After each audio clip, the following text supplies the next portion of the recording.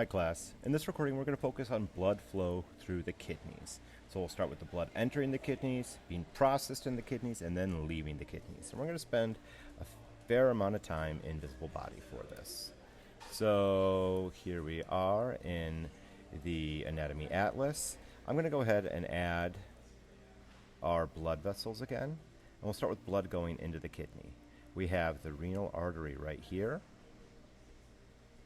That shows blood entering into our kidney. And from the renal artery, that blood will then branch out into segmental arteries that go to different segments of the kidney. And to see any more here, I'm going to switch views and go to the microanatomy section so we can look at just a cross section of the kidney. So here we get, just to review again, we have the renal artery. There we have segmental arteries, and those segmental arteries are then going to carry blood to the interlobar arteries, which are right here on our lab objective sheets. And then from the interlobar arteries, the blood will arch over the surface of the renal pyramids. To review, there's the renal pyramid. So those interlobar arteries will then carry blood over the renal pyramids with the arcuate arteries that arch over the renal pyramids. And then next we have the cortical radiate arteries. And I love this name. The name cortical radiate refers to the fact that these blood vessels are in the cortex of the kidney and radiate outward. Visible body uses a different term. We are not going to use this term, interlobular artery. Nope, we're going to stick with cortical radiate arteries because they're in the cortex and radiate outward. And from that cortical radiate artery, blood will then enter into the nephron system.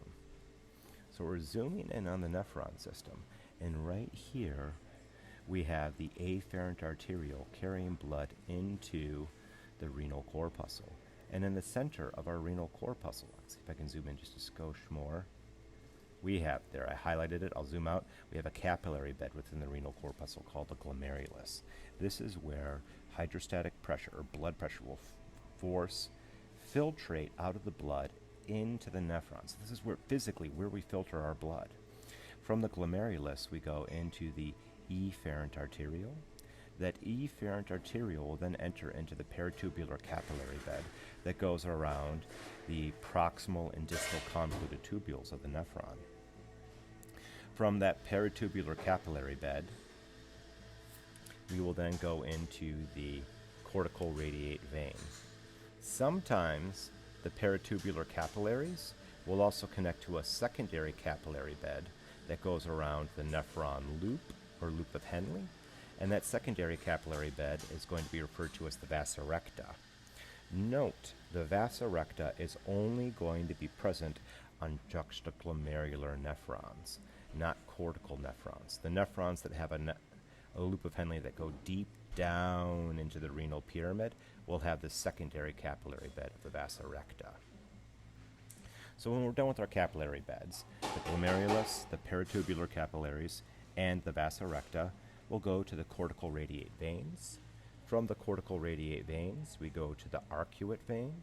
Blood will then flow from the arcuate vein down here to the interlobar vein. And this next one is rather irritating for me. There is no segmental vein.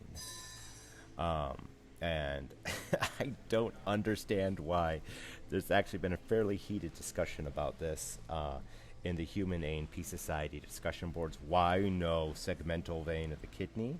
So we're going to skip the segmental vein and go directly from the interlobar vein to the renal vein.